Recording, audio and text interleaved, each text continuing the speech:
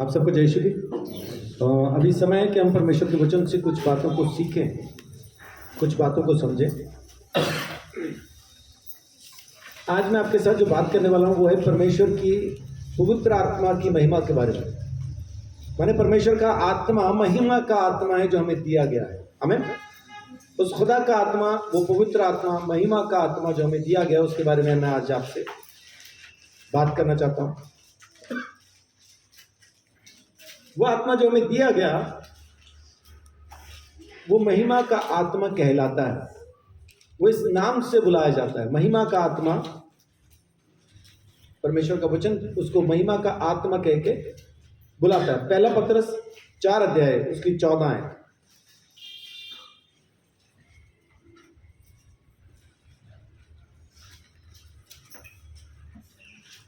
पहला पत्रस 4:14।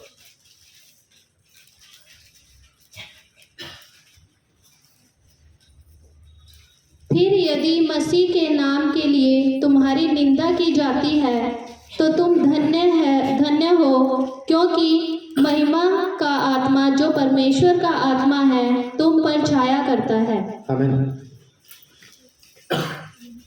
परमेश्वर का आत्मा, परमेश्वर का आत्मा महिमा का आत्मा है। और जब वो आत्मा आप में होगा, जब वो आत्मा आप में है, तो आप में किसकी महिमा है? किसकी महिमा है? परमेश्वर की महिमा आप में वास करती है। परमेश्वर को महिमा कहां से मिलनी है? जैसे मैं कहूं कि इस घड़ी हमें रोशनी कहां से मिलनी है, तो जो ट्यूबलाइट, जो बल्ब, जो भी हमारे कमरे में मौजूद है, वहां से हमें लाइट मिलनी है, रोशनी हमें वहां से मिलेगी। हमारे घर में वो कौन सा कमरा है जहां से हमें खाना मिलता है ना? आप सोच रहे हो कमरा थोड़ी कहते हो, उसको तो किचन कहते हैं। उस कमरे का नाम किचन है तो कमरा ही है। एक कमरे का नाम बेडरूम भी रखा है आपने, एक का लिविंग रूम या ड्राइंग रूम आप कहते हैं, तो उस कमरे का नाम किचन है। तो आपके घर के अंदर आपको किस कमरे से खाना मिलता है? किचन में से। परमेश्वर जमीन के ऊपर महिमा पाना चाहता है। महिमा, उस परमेश्वर को महिमा कौन से घर से मिलती है? वो घर कौन सा है? वो मैं हूं, वो आप हैं। परमेश्वर आपके द्वारा जमीन पे महिमा पाना चाहता है, इसलिए उसने अपना महिमा का आत्मा आप में रखा है, मुझ में रखा है। इस महिमा के आत्मा के द्वारा जो सेवकाई भी होती है, वो भी महिमा की सेवकाई है, परमेश्वर की महिमा की सेवकाई। दूसरा कुरिन्थियों 3:8 देखिए।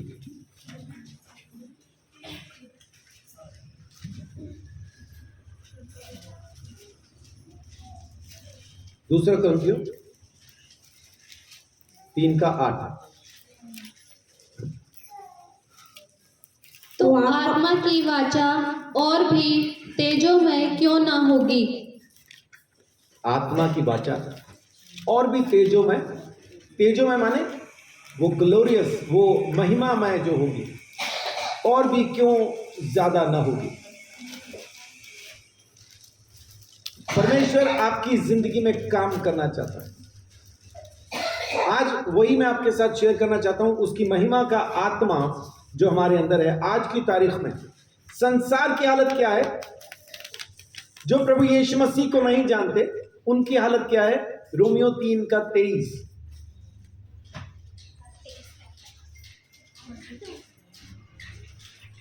रोमन्स 3:23।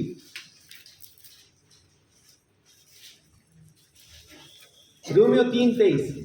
इसलिए कि सब ने पाप किया है और परमेश्वर की महिमा से रहित है। परमेश्वर की महिमा से रहित हैं। उनमें परमेश्वर की महिमा नहीं होती, उनके अंदर परमेश्वर अपनी महिमा नहीं रखता। जो यीशु मसीह को नहीं जानते उनमें परमेश्वर की महिमा नहीं है, लेकिन तो भी वो उनकी रोटी पानी, सेहत, तंदुरुस्ती, उनके बच्चे, उनकी बीवी, उनके पति, उनका बिजनेस, उनके घर परिवार, सबको संभाल के रखता है। बस अपनी महिमा उनके अंदर नहीं रखता। ये फर्क है एक विश्वासी और गैर विश्वासी के अंदर। विश्वासी में परमेश्वर की महिमा भी है और बाकी सब चीजें भी हैं, लेकिन जो गैर विश्वासी हैं उनको बाकी तमाम चीजें तो उपलब्ध हैं, लेकिन परमेश्वर की महिमा उनके अंदर नहीं है। और जिसमें परमेश्वर की महिमा नहीं है वो परमेश्वर के घर में भी प्रवेश नहीं करेगा। बगैर पवित्र आत्मा के कोई उसके घर में, बगैर यीशु मसीह के कोई उसके घर में प्रवेश नहीं करेगा। बिना पवित्र आत्मा को यीशु को स्वीकार नहीं कर सकता, और बगैर यीशु मसीह के कोई परमेश्वर की महिमा में प्रवेश नहीं कर सकता। सो जरूरी है कि हम परमेश्वर को महिमा दें, उसकी प्रशंसा करें, उसकी तारीफ करें, लेकिन अपने कर्मों से यह हो नहीं सकता, किसी भी पूजा पाठ से यह हो नहीं सकता। आप बाइबल पढ़ो, यहोवा की आराधना करो, यीशु मसीह को स्वीकार ना करो। आप बाइबल पढ़ो और बाइबल जिस खुदा को खुदा कहती है, माने यहोवा की ही आराधना करो, उसकी ही प्रार्थना करो, उसके सामने ही महिमा करो, उसको ही दंडवत करो, किसी और दूसरे को ईश्वर करके ना मानो। लेकिन अगर आपने यीशु को अपना उद्धारकर्ता, अपना मुक्तिदाता स्वीकार नहीं किया, तो भी आप परमेश्वर की महिमा में प्रवेश नहीं कर पाएंगे, क्योंकि परमेश्वर पवित्र है और हम पापी हैं। इसीलिए अभी हमने पढ़ा कि हम सब परमेश्वर की महिमा से रहित थे, और वो आज भी हैं जिन्होंने यीशु मसीह को अपना प्रभु स्वीकार नहीं किया। आज भी वो परमेश्वर की महिमा से दूर हैं, उनमें आज भी परमेश्वर की महिमा दिखाई नहीं देती। इस काम के लिए खुद परमेश्वर ने एक दरवाजा खोला, अपने बेटे को प्रभु यीशु मसीह को जमीन पे भेजा ताकि हम परमेश्वर की महिमा में प्रवेश कर पाए। परमेश्वर की महिमा तक लाने के लिए, उस रोशनी में लाने के लिए, उस ज्योति में लाने के लिए, परमेश्वर के अनुग्रह में लाने के लिए यीशु मसीह जमीन पे आया। तो हमारे अंदर जो परमेश्वर का आत्मा है, हम जो उस महिमा में हैं, वो इस वजह से है क्योंकि यीशु मसीह जमीन पे आया और उसने हमें परमेश्वर की महिमा तक पहुंचा दिया। लूका 2 अध्याय वर्स 29 थ्रू 32, 29 से लेके 32 तक।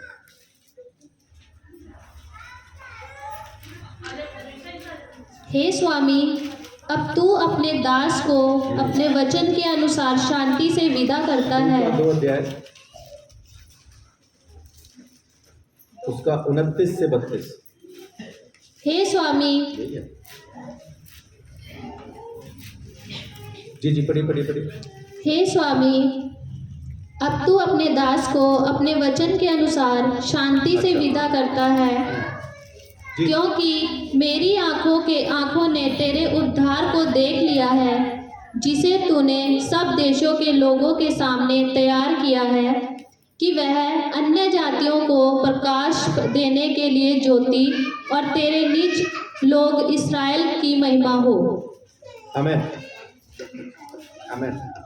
कोशिश करें आप अपने बच्चों को इस टाइम पे थोड़ा सा शांत रख पाएं,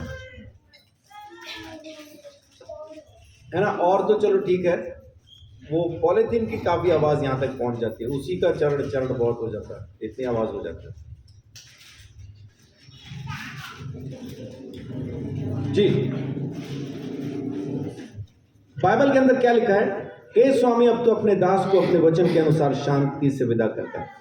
ये शमौन नाम का एक बूढ़ा शख्स परमेश्वर के मंदिर के बाहर बैठा है, और परमेश्वर का इसके साथ एक वायदा है कि जब तक तू मेरे उद्धार को, जब तक तू मेरी मुक्ति को देख ना लेगा, तू मरेगा नहीं। प्रभु यीशु मसीह जब पैदा होते हैं तो ये कहता है, मेरे को ला के दो वो बच्चा।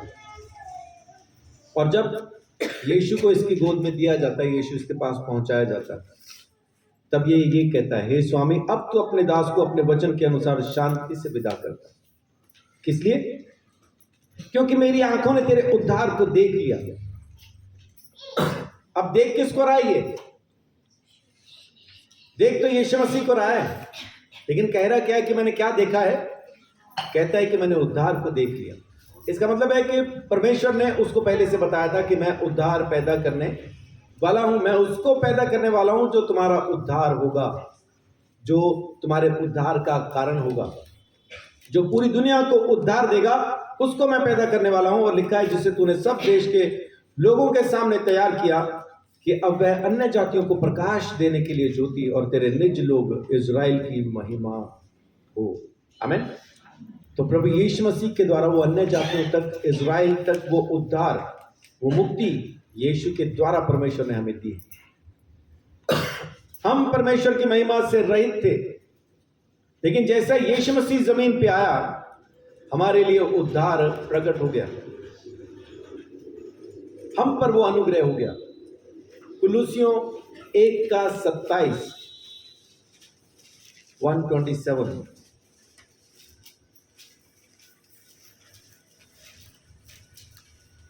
जिन पर परमेश्वर ने प्रकट करना चाहा कि उन्हें ज्ञात हो कि अन्य जातियों में उस भेद की महिमा का मूल्य क्या है, वह यह है कि मसीह जो महिमा की आशा है तुम में रहता है। आमीन। मसीह जो महिमा की आशा है कहाँ रहता है? तुम में रहता है, हम में रहता है। बोलिए, यीशु जो महिमा की आशा है मुझ में रहता है। आमीन। वो जो परमेश्वर की महिमा की आशा है, वो जो प्रभु यीशु मसीह है, वो जो परमेश्वर का आत्मा, वो जो महिमा का आत्मा है, मुझ में रहता है, आप में रहता है। हम कोई बुझी हुई बत्ती नहीं है, फ्यूज बल्ब नहीं है, परमेश्वर की महिमा से जलते हुए बल्ब हैं। सूरज हमारे सामने कुछ भी नहीं। वो महिमा, वो प्रकाश जो परमेश्वर ने हमारे अंदर दिया है, सूरज उसके सामने कुछ भी नहीं, क्योंकि एक दिन वो खत्म हो जाएगा। एक दिन उसकी रोशनी जाती रहेगी। एक दिन उसके अंदर की जो आग है, जिस आग की वजह से रोशनी यहां तक पहुंचती है, वही आग उसको खत्म कर देगी। ऐसी कोई आग नहीं होती जो जलती रहे, जलती रहे, जलती रहे और आखिर में वो राख में बदल ना जाए। ऐसी कोई आग नहीं होती। बड़ी से बड़ी आग, चाहे कितनी ही बड़ी क्यों ना हो, जंगल में लगी हुई आग भी एक दिन राख में बदल जाती और खत्म हो जाती। अगर एक भयंकर आग चली आ रही हो और उसको आगे बढ़ने से रोकना हो तो क्या करना चाहिए?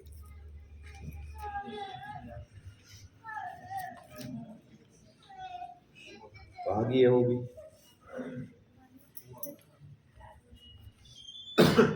करना यह चाहिए, जंगल की आग अगर उस तरफ से बढ़ती आ रही है तो इससे पहले कि वो शहर तक पहुंचे, तो वो पेड़ जो रास्ते में अभी खड़े हैं, जहां तक आग नहीं पहुंची, उनको काट के फटाफट एक खाली ग्राउंड बीच में बना देना चाहिए। फिर आग आगे नहीं आती। आग को जलने के लिए कुछ चाहिए। आपने वो पेड़ अगर पहले काट दिए, आग के पहुंचने से पहले आपने बीच में एक बड़ी बेल्ट पेड़ों को काट के खाली कर दी, मैदान बना दिया, आग रुक जाती है। दूसरा कोई तरीका नहीं।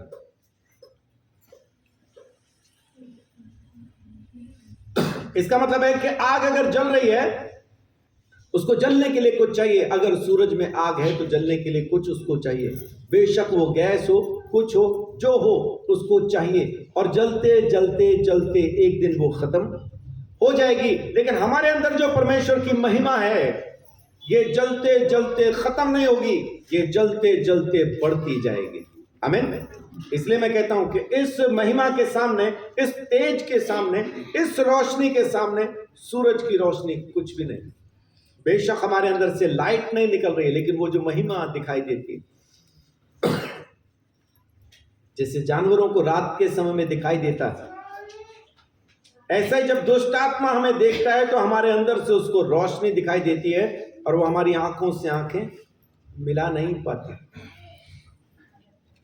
देख नहीं पाती, क्योंकि उसकी आंखें चुंधिया जाती हैं, उसकी आंखों में रोशनी पड़ती है। वो परमेश्वर की महिमा की रोशनी है, इसमें हमारी कोई तारीफ नहीं। हमने यीशु मसीह को प्रभु स्वीकार किया, इसलिए वो मसीह, वो महिमा का आत्मा, वो परमेश्वर का आत्मा हम में वास करता। ये हमारी लियाकत नहीं है, हमारे धर्म, हमारे कर्म नहीं है, परमेश्वर की महिमा है जो हम में वास करता। आमीन। और ये काम किया प्रभु यीशु मसीह ने। उसने हमें उस जगह पहुंचा दिया जहां पे परमेश्वर की महिमा होती है। अब जबकि परमेश्वर की महिमा हम में वास करती है और परमेश्वर चाहता है कि उसकी महिमा हमारे अंदर दिखाई दे, तो अब हम क्या करें? तो अब वो काम करें जो ज्योति के काम है, रोशनी के काम है, महिमा के काम है। आप जहां कहीं जाओ, परमेश्वर की महिमा आप में दिखाई देगी। आप एक आम इंसान की तरह आम इंसानों में खो ना जाएं। बुझी हुई मोमबत्तियों में जलती हुई मोमबत्ती मीलों से दिखाई देती, मीलों से दिखाई देती। और अगर हमारे पड़ोसी को भी अब तक वो जलती हुई मोमबत्ती नहीं दिखाई दे रही है, तो समझ लीजिए कि हमने उस पे एक ढक्कन, एक कवर ऐसा डाल दिया है कि उसकी रोशनी को बाहर नहीं आने दे, क्योंकि वो रोशनी बुझ नहीं सकती। वो रोशनी जो महिमा की रोशनी है वो खत्म नहीं हो सकती। हाँ, हम ढक देते हैं उसको, हम कवर कर देते हैं। किन चीजों से? अगर मैं कहूं हमारे पाप से, तो मैं गलत कहता हूं, क्योंकि पाप यीशु मसीह ने खत्म किया है, तो अब हमारे पास है नहीं, तो ढक नहीं सकते। तो फिर किन चीजों से ढक रहे हैं? अपनी सोच, अपने विचार, अपनी आदतों से, अपनी बातों से। लिखा है ना, परमेश्वर के आत्मा को दुखी ना करो। किन चीजों से आप परमेश्वर के आत्मा को दुखी करते हैं? उससे पहले लिखा है, कोई गंदी बात तुम्हारे मुंह से निकलने ना पाए। पवित्र आत्मा को शोकित नहीं करो, पवित्र आत्मा को बुझाओ मत। और हमारे बुझाने से नहीं बुझती, क्योंकि हमारे जलाने से जली नहीं है, लेकिन हाँ, हम इसको छुपा सकते हैं, दबा सकते हैं। तो परमेश्वर को महिमा पाने दीजिए अपने अंदर, उस महिमा को अपने अंदर से प्रकट होने दीजिए, अपने अंदर से उसको ओवरफ्लो होने दीजिए। अगर कहीं पे पानी की टंकी ओवरफ्लो होती है, तो क्या पूरी छत को भी भिगो नहीं देती? भिगो देती है ना। तो जब आपके अंदर से महिमा ओवरफ्लो होगी, तो आपके नजदीक जो कोई भी होगा परमेश्वर की महिमा से भीग जाएगा। आमीन। जीवन का जल अगर आप में से फूट निकलेगा, तो जो कोई आपके आसपास होगा जीवन के जल को वो भी पी पाएगा, वो उसमें शामिल हो सकेगा। परमेश्वर की महिमा को अपने अंदर से बहने दीजिए, निकल जाने दीजिए। आपको अगर ये महिमा का आत्मा चाहिए, तो सिर्फ एक ही चीज है, एक काम करें, परमेश्वर का महिमा का आत्मा आपको मिल जाएगा। क्या लगता है कि वो काम क्या होना चाहिए? क्या करें तो परमेश्वर की महिमा का ये आत्मा मुझे मिल जाएगा? चलिए, क्या करें? हाँ जी, आज्ञा माने। और कुछ? हाँ जी, कुछ कहा आपने? परमेश्वर की महिमा का आत्मा चाहिए तो क्या करें? प्रभु यीशु मसीह को अपना प्रभु करके स्वीकार करें। हमारे कामों से कुछ नहीं होना। हम पता नहीं कब अपने कामों से हट के यीशु पे नजर लगाना शुरू करेंगे। हमें हमारे कामों पे ही यकीन है, मैं ये करूंगा तो मिलेगा, मैं वो करूंगा तो मिलेगा। यीशु को प्रभु स्वीकार करो, सब कुछ फ्री में उपलब्ध है। अपने कर्मों से लगे रहो इंडिया। अपने कर्मों पे ही अगर चलना होता तो हम पहले भी चल ही रहे थे, फिर यीशु में आने की जरूरत उतनी खास नहीं थी। तो क्या करें?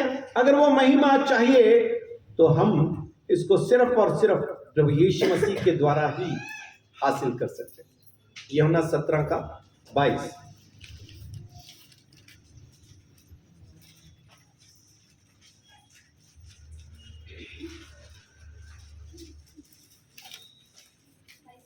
वह महिमा जो तूने मुझे दी, मैंने उन्हें दी है। यीशु मसीह क्या कह रहा है? परमेश्वर को कहता है, वो महिमा जो तूने मुझे दी, मैंने उन्हें दी है, कि वे वैसे ही एक हो जैसे कि हम एक हैं। आमीन।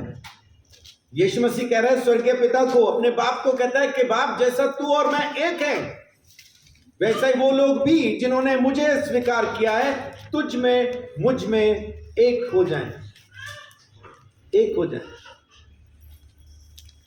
यीशु परमेश्वर में एक होके आज क्या है? परमेश्वर का दाहिना हाथ, उसके दाएं हाथ बैठा है और परमेश्वर ने अपनी सारी जिम्मेदारी यीशु मसीह को सौंप दी। क्या आपको मालूम है ये जिम्मेदारी उसके पास कब तक है? खुदा की जिम्मेदारी, जो परमेश्वर ने अपनी जिम्मेदारी उसको सौंप दी है, वो कब तक है?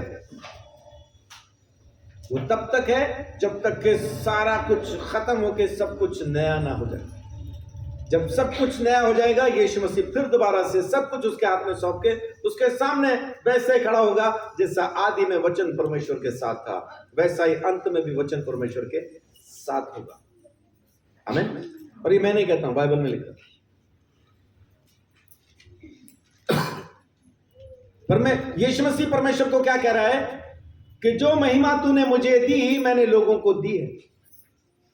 जो महिमा तूने मुझे दी मैंने वो लोगों को दी है, ताकि वो भी जैसा मैं तुझ में हूं वो भी हम में एक हो जाए।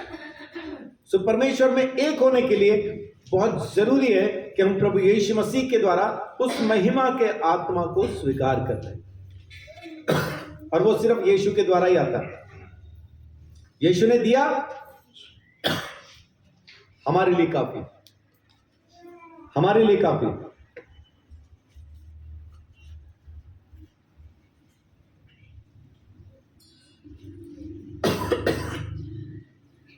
दूसरा कुरिन्थियों 4:6।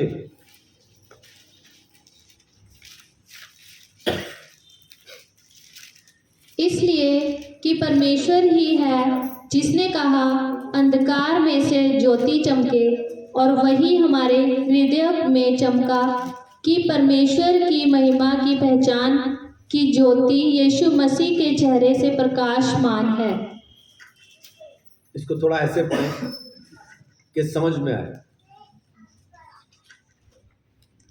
इसलिए कि परमेश्वर ही है जिसने कहा अंधकार में से ज्योति चमके। परमेश्वर ही है जिसने कहा कि अंधेरे में से रोशनी चमके। और ये कब कहा? उत्पत्ति के समय में, उत्पत्ति के समय में। तो रोशनी चमकी कहां से?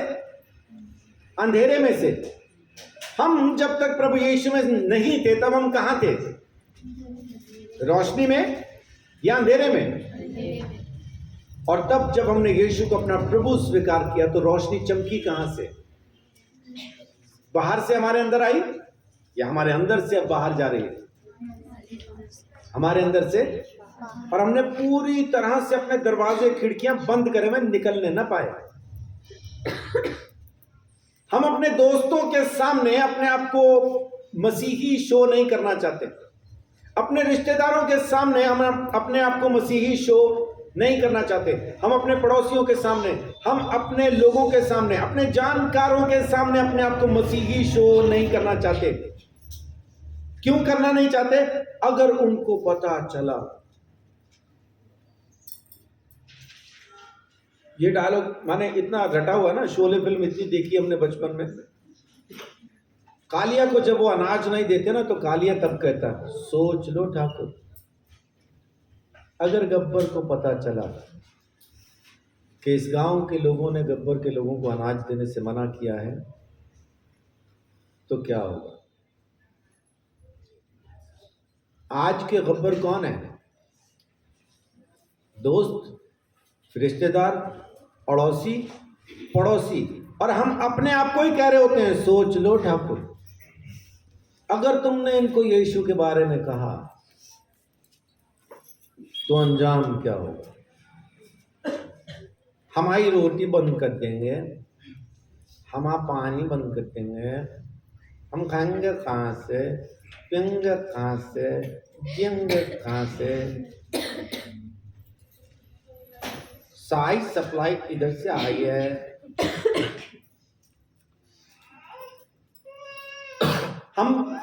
दरवाजे खिड़कियां बंद करके बैठे हैं कि परमेश्वर की महिमा की रोशनी कहीं हमारे अंदर से बाहर न चली जाए, कहीं रोशनी बाहर ना चली जाए। जी पढ़िए आगे क्या लिखा वहां। और वही हमारे हृदयों में चमका कि परमेश्वर की महिमा की पहचान की ज्योति यीशु मसीह के चेहरे से प्रकाशमान हो। आमीन। और वो हमारे हृदय के अंदर चमका है ताकि यीशु मसीह की ज्योति हमारे अंदर प्रकट होने पाए। आमीन। वो प्रभुओं का प्रभु और राजाओं का राजा हमारे अंदर वास करता है, उसकी महिमा हमारे अंदर वास करती है, उसकी ज्योति हमारे अंदर वास करती है। लेकिन हमने दरवाजे खिड़कियां इस तरह से बंद किए हैं कि उसकी रोशनी हमारे अंदर से दिखने न पाए, प्रकट होने न पाए, नजर ना आए। हम कस के दरवाजे खिड़कियां बंद किए बैठे। खोल दीजिए, खोल दीजिए अपनी जबान को, खोल दीजिए अपनी आंखों को कि आपको दिखाई दे लोग नरक में जाते हुए। खोल दीजिए अपनी आंखों को कि लोग दिखाई दें आपको उस आग की झील में चिल्लाते हुए। खोल दीजिए अपनी आंखों को और अपने आप को ये झूठ कहना बंद करो कि मैं अपने रिश्तेदारों से प्रेम करता हूं लेकिन यीशु उनको बता नहीं सकता। अगर आप अपने लोगों से प्रेम करते हैं तो बगैर यीशु मसीह को बताए गुजारा कैसे होगा। वो आग की झील में जाने वाले हैं और आपको दिखाई दे रहा है, आपको मालूम है कि जाने वाले हैं और आप रोक नहीं रहे और फिर कहते हैं कि प्रेम करते हैं। झूठ बोलते हैं, आप झूठ बोलते हैं।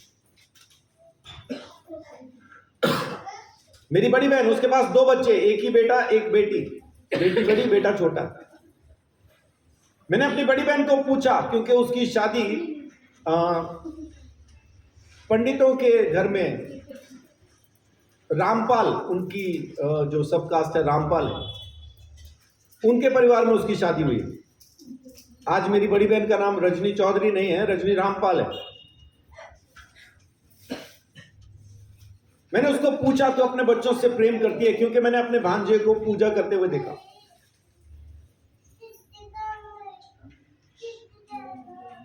मैंने सीधा पूछा उसको, कहती हाँ करती हूं मैं, झूठ बोल रही तू, तुझे मालूम है बाइबल तूने पढ़ी है, ये तेरे बच्चे आग की झील में जाने वाले हैं और तू कहती है कि तू उनसे प्रेम करती है, तू झूठ बोल रही है। जब तक आप उस रोशनी को अपने अंदर से प्रकट नहीं करेंगे, जबरदस्ती नहीं निकलेंगी, आपको करनी होगी परमेश्वर की महिमा अपनी जिंदगी से करनी होगी। यीशु मसीह आपके अंदर से दिखना चाहिए, उसकी महिमा आपके अंदर से प्रकट होनी चाहिए, वो आप में से नजर आना चाहिए। आमीन। और ये आप रिसीव करते हैं प्रभु यीशु मसीह के द्वारा। और पवित्र आत्मा को हम स्वीकार करते हैं। जब तक आप पवित्र आत्मा से बात करना शुरू नहीं करेंगे ना, वो भी आपसे बात नहीं करता। आप पवित्र आत्मा को स्वीकार करो जैसा यीशु को स्वीकार किया और यीशु से बातें करते हैं। प्रभु ऐसा कर, प्रभु वैसा कर, यीशु ये कर, यीशु वो कर, हम बातें करते हैं उसके साथ। आज तक पवित्र आत्मा के साथ अगर आपने ऐसा बैठ के बात नहीं की है तो वो भी आपसे बात नहीं करेगा। पवित्र आत्मा को भी वैसा ही स्वीकार कीजिए जैसा आपने यीशु को किया है। यीशु मसीह ने कहा मैं जाता हूं, एक सहायक भेजूंगा। वो सहायक भेज दिया, आपने स्वीकार किया है कि नहीं? जैसे आपके यहां से कोई जाता और कहता है कि जी मैं तो जा रहा हूं लेकिन ये मकान आप किराए पे दूसरे को नहीं देना, मैं जाके अपने भाई को भेज रहा हूं, वो यहां पे किराएदार रहेगा। वो तो चला गया, भाई को भेजा भी, लेकिन आपने उसके भाई को वहां पे किराए पे रखा है कि नहीं? ऐसा यीशु मसीह कहता है मैं जा रहा हूं और मैं सहायक भेज रहा हूं, उसको तुम अपने साथ रहने देना। यीशु चला गया, पवित्र आत्मा आ गया। क्या हमने उस आत्मा को, पवित्र आत्मा को वैसा ही स्वीकार किया है जैसा यीशु को किया था या नहीं किया है? अगर नहीं किया तो आज कर लीजिए, कोई दिक्कत नहीं, कुछ देर नहीं हुई, समय है, मौका है, अभी भी है। आप उसको स्वीकार कीजिए, वो आपकी जिंदगी में काम करेगा। फिर से पढ़िए 1 पतरस 4:14। फिर यदि मसीह के नाम के लिए तुम्हारी निंदा की जाती है जी। तो तुम धन्य हो, हाँ। क्योंकि महिमा का आत्मा जो परमेश्वर का आत्मा है तुम पर छाया करता है। आमीन। परमेश्वर का आत्मा, वो महिमा का आत्मा तुम पर छाया करता है। उसको स्वीकार कीजिए, महिमा के आत्मा को, पवित्र आत्मा को, परमेश्वर के आत्मा, मसीह के आत्मा, उस जीवन के आत्मा को स्वीकार कीजिए।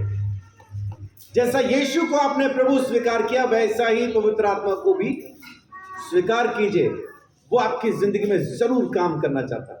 आमीन। और फिर जिस तरह से आईने के अंदर छवि दिखाई देती है, या आईने पे रोशनी पड़े तो एक रिफ्लेक्शन दिखाई देता है, वैसा ही प्रभु यीशु मसीह भी हमारे अंदर नजर आना चाहिए। महिमा का वो आत्मा हमें नजर आना चाहिए। पहला कुरिन्थियों 10:31 क्या कहता है? चाहे खाओ, चाहे पियो, चाहे जो कुछ भी करो, लेकिन करो परमेश्वर की महिमा के लिए। करो परमेश्वर की महिमा के लिए। बहुत से लोग आज भी मांस मच्छी को लेके थोड़ा विचार करते हैं। नहीं खाना, आपने दिक्कत नहीं, उसमें कोई समस्या नहीं। आप नहीं खाना चाहते, आपका मन नहीं होता खाने के लिए, कोई समस्या नहीं। लेकिन आप नहीं खाते बोल के आप ज्यादा धर्मी नहीं है। कोई खाता है बोल के वो पापी नहीं है। जो खाता है परमेश्वर के लिए, जो नहीं खाता परमेश्वर के लिए, दोनों ही परमेश्वर के दास हैं। खाना है आपकी मर्जी, नहीं खाना है आपकी मर्जी। एक जगह में मैं था,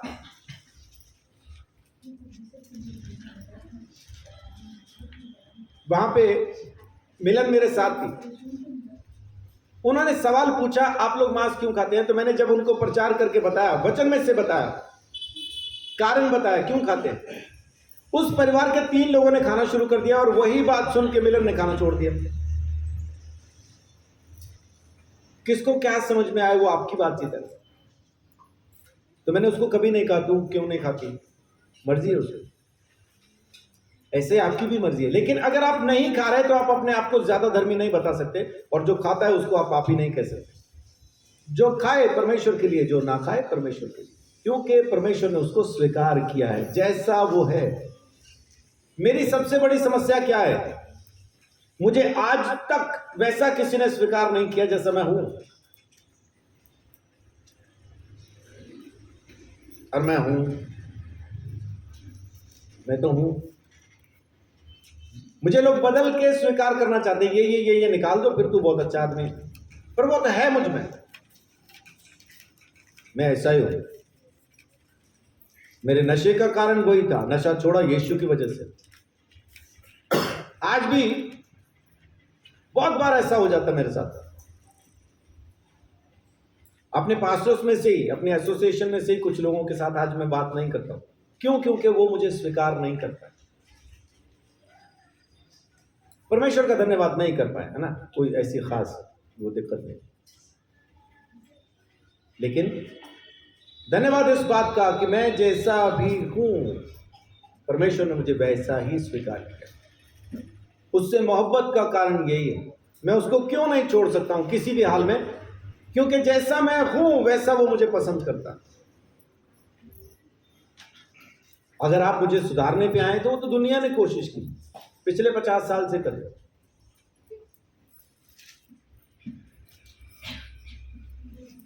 आप मुझे वैसा स्वीकार तो करो जैसा मैं हूं। बाद में अगर आप मुझे वैसा स्वीकार करते हैं तो जैसा यीशु मसीह की बातों को सुनते सुनते मैं बहुत कुछ बदल गया, आपकी बातों को सुनते सुनते भी बदल जाऊंगा, है ना। वो मौका तो दो, लेकिन स्वीकार करो। यानी चाहे जो कुछ भी करो आप परमेश्वर की महिमा के लिए करो। बाइबल में लिखा है चाहे खाओ, चाहे पियो, चाहे जो कुछ भी करो। पहला कुरिन्थियों 10:31 वही लिखा है वहां। इसीलिए तुम चाहे खाओ, चाहे पियो, चाहे जो कुछ करो, सब कुछ परमेश्वर की महिमा के लिए करो। आमीन। जो कुछ करो परमेश्वर की महिमा के लिए करो। आपके अंदर से परमेश्वर की महिमा प्रकट होनी चाहिए, आपके अंदर से वो दिखनी चाहिए। अगर आपके अंदर से वो दिखाई दे रही है तो परमेश्वर की महिमा है। नहीं दिखा दे, अगर अभी इस वक्त नहीं दिखाई दे रही तो दिक्कत नहीं, दिखने लगेगी। थोड़ा समय दीजिए अपने आप को भी और परमेश्वर को भी, और वो सब कुछ होने लगेगा। दूसरा कुरिन्थियों 3:18।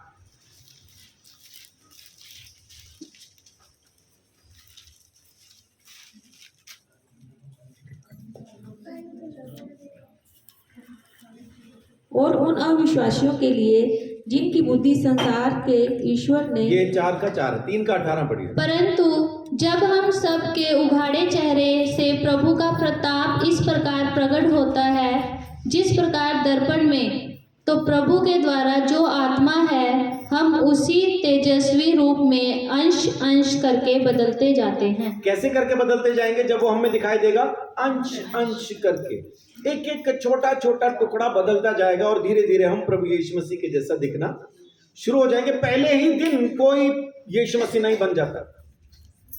जिस दिन हमने प्रभु को स्वीकार किया, अगले ही दिन हमारे ऊपर बंदूकें तान दी जाती हैं, अब तो तूने प्रभु को स्वीकार कर लिया, अब फिर दोबारा से ऐसा कैसा किया? मैं बदलूंगा, टाइम तो दो, टाइम दो। एक दिन में मकान तैयार नहीं हो जाता, एक एक ईंट करके इमारत बनती है और फिर आखिर में उसका नाम होता है बुर्ज खलीफा, जो कि जमीन के ऊपर सबसे ऊंची मीनार, सबसे ऊंची बिल्डिंग है। वो सबसे ऊंची बिल्डिंग बनने के लिए पहले एक नक्शा दिमाग में आया, फिर वो जगह दिमाग के अंदर आई, और उसके बाद राजमिस्त्रियों को नियुक्त किया गया, और उसके बाद फिर एक एक ईंट को वहां पे लगाया गया, और धीरे धीरे धीरे धीरे करके वो बुर्ज खलीफा बना है। मैं पहले दिन प्रभु में आया और आप चाहते हैं कि बंजर जमीन बुर्ज खलीफा हो जाए। एक दिन में नहीं होता, लेकिन नहीं होगा वैसा भी नहीं है, नहीं होगा ये भी नहीं है। बनना शुरू हुआ है तो खत्म भी एक दिन जरूर होगा। परमेश्वर आपको वो बुर्ज खलीफा, वो सबसे ऊंची इमारत बना देगा। कितने लोग जानते हैं बुर्ज खलीफा है कहां? पीछे हाथ उठा। वेदिका जी, भाई, हाँ जी, दुबई में।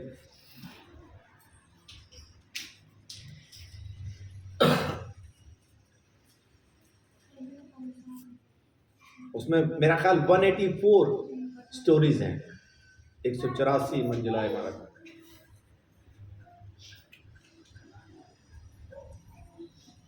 आप भी उतने ऊंचे हो जाएंगे एक दिन, उससे कहीं ऊंचे हो जाएंगे एक दिन। कब? जब आप अंश अंश करके परमेश्वर की महिमा में बदलते चले जाएं। अपने आप को टाइम तो दीजिए। नहीं हो सकता बोल के पहले हथियार छोड़ रखे हमने। सब कुछ हो सकता है, यीशु मसीह में सब कुछ होता है। वो तो संसार की बात है जहां पे कुछ कुछ होता है। यीशु मसीह में सब कुछ होता है। आमीन। आप ये कह नहीं सकते मैं नहीं बदल सकता, वो नहीं बदल सकती, वो नहीं बदल सकता, ये नहीं बदल सकती। सब बदल सकते हैं। टाइम दीजिए, टाइम दीजिए, सब कुछ बदल जाता है। हर चीज बदल सकती है, सब कुछ बदल सकता है। अगर मैं बदलना चाहता हूं तो, मैं ही बदलना नहीं चाहता तो फिर मेरे को बदल के दिखाओ, फिर मैं नहीं बदलूंगा। परमेश्वर की महिमा में मैं बदलूंगा नहीं। लेकिन वचन कहता है हम कैसे बदलते जाएंगे? अपने द्वारा परमेश्वर की महिमा दिखाएंगे। कैसे? छोटा छोटा छोटा छोटा करके हम बदलते जाएंगे। एक एक बात में हम बदलते जाएंगे, छोटी छोटी बातों में बदलते जाएंगे, और उसके बाद एक दिन हम प्रभु यीशु मसीह के जैसा दिखाई देंगे। चेलों को लोगों ने मसीहा क्यों कहा? मसीह क्यों कहा? अंताकिया के लोगों में वो चेले रहे, एक समय बिताया वहां, और आखिर में अंताकिया के लोगों ने देखा कि ये तो यीशु के जैसे ही हैं, ये तो मसीह के जैसे ही हैं। अंताकिया के लोगों ने पहली बार चेलों को, प्रेरितों को मसीही कह के बुलाया। क्योंकि उनको उनमें यीशु दिखाई दिया। अगर उनमें यीशु मसीह दिखाई दे सकता है तो आप में भी जरूर दिखाई दे सकता है, जरूर नजर आ सकता है। इन बच्चों को थोड़ा पीछे भेज दें।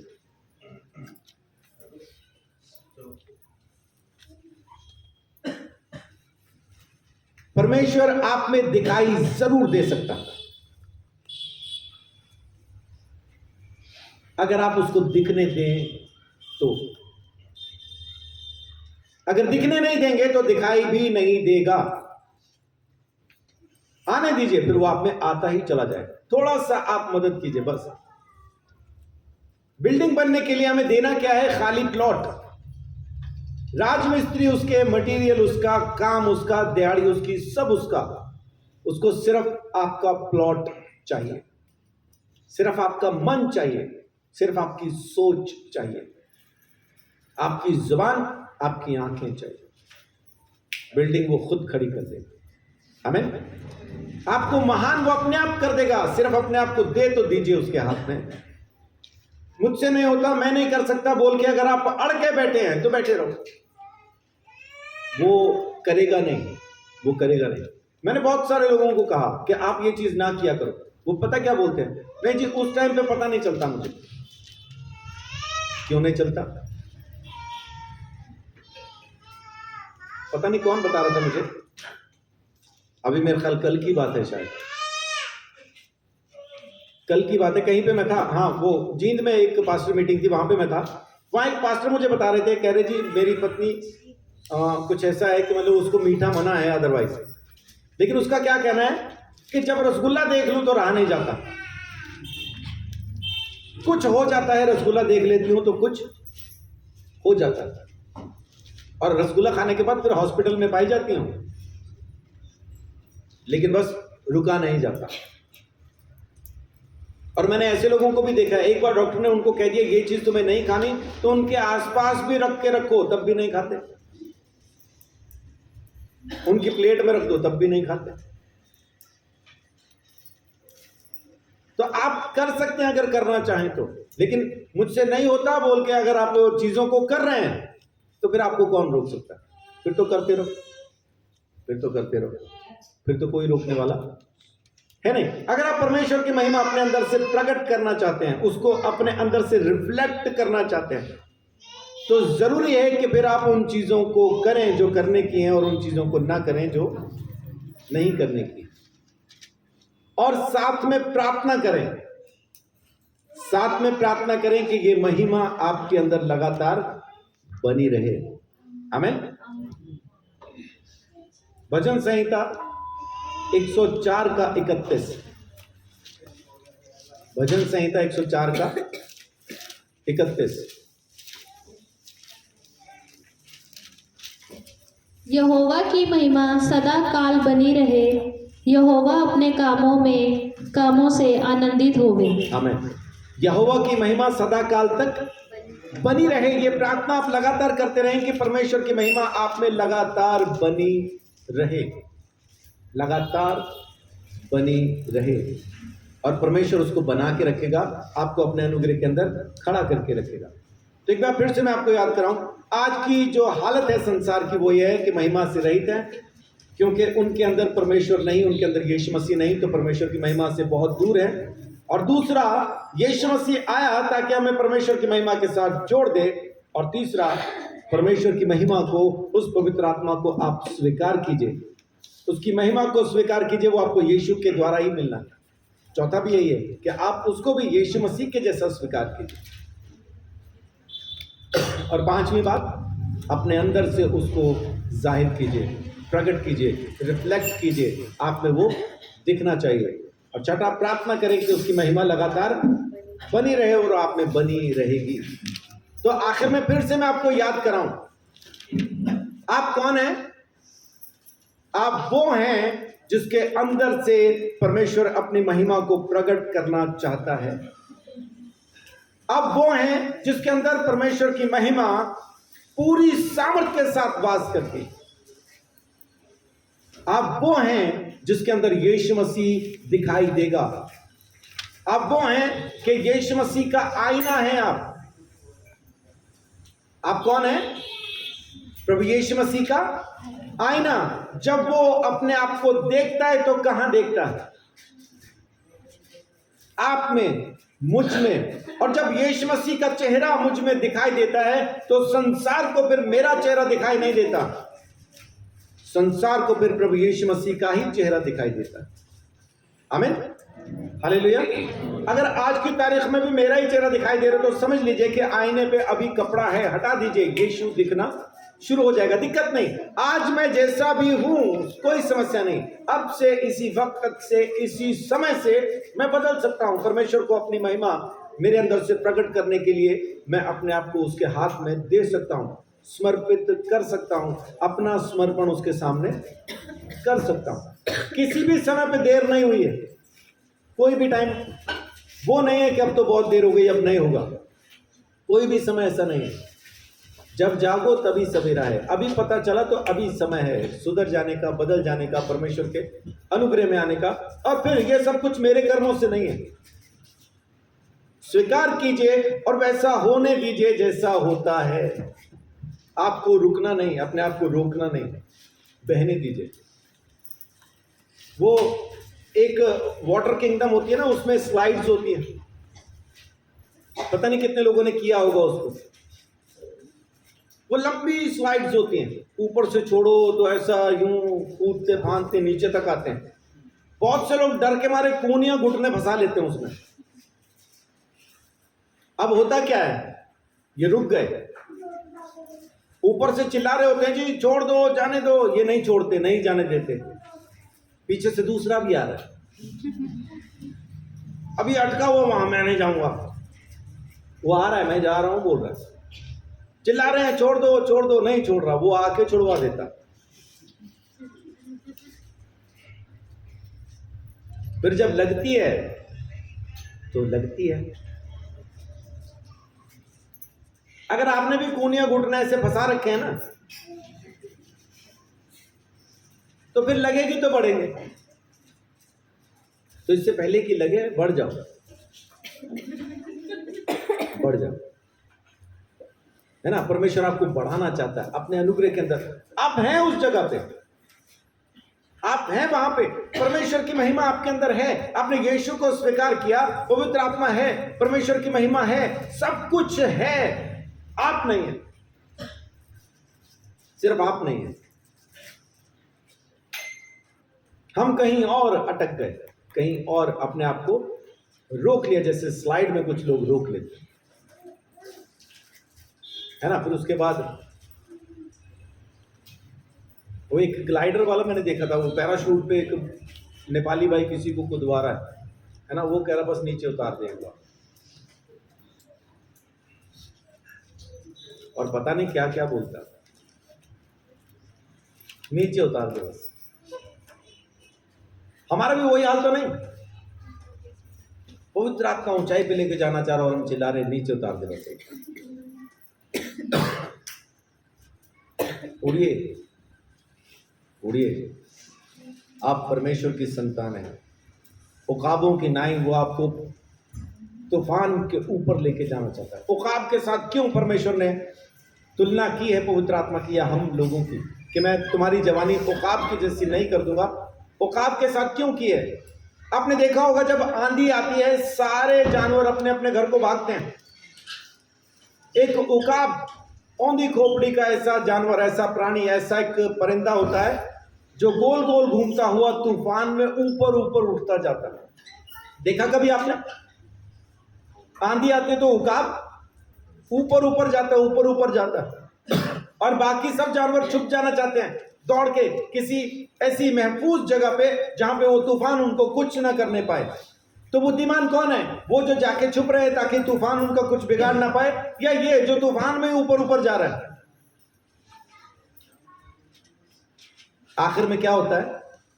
ये उकाब ऊपर ऊपर जाते जाते जाते एक ऐसी जगह पहुंच जाता है जब तूफान इसके नीचे होता है और ये तूफान के ऊपर होता है। सिर्फ यही होता है फिर जो तूफान में नहीं होता। बाकी जो सब भागे थे ना महफूज जगहों पर, सब तूफान में होते।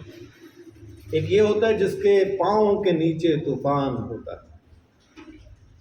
परमेश्वर भी वही चाहता है कि आप भी तूफानों में उड़ें और ऊपर तक और ऊपर तक और ऊपर तक, और एक दौर ऐसा आएगा हर तूफान आपके पाँव के नीचे होगा यीशु के नाम में। आमीन। लेकिन वहां तक पहुंचे तो अपने आप को लेके तो जाए। हम पहले ही चिल्लाना शुरू कर देते हैं, आंख में मिट्टी पड़ गई, पागल है क्या तू, और कहां जाऊं, चोंच सारी भर गई मिट्टी से, सांस भी ना आ रही और ऊपर जाओ, कहां को चला जाऊं, आंखों में मिट्टी, मुंह में मिट्टी, चोंच में मिट्टी, कान में मिट्टी, अभी और बोल रहे ऊपर जाओ ऊपर, और कहां चला जाऊं, हम नहीं जा रहे, हम तो घर जा रहे हैं। अब वहां तक गए भी और उसके बाद फिर दोबारा से वापस तूफान में ही है, और कहते क्या है, सुनता नहीं हमारी, सुनता है भाई, सुनता है। आप आओ तो एक बार ऊपर। मैं जब पहली बार जहाज में गया तो तब मैंने पहली बार बादलों को अपने नीचे देखा। मैं ऊपर था, बादल नीचे, और नीचे कुछ नहीं दिख रहा था, खाली बादल। यूं लग रहा था जैसे रुई की सड़क पे हम जा रहे हैं। मैंने वो नज़ारा लगी है। परमेश्वर आप सबको वो नज़ारा दिखाए। आमीन। हाँ, सब बैठो जहाज।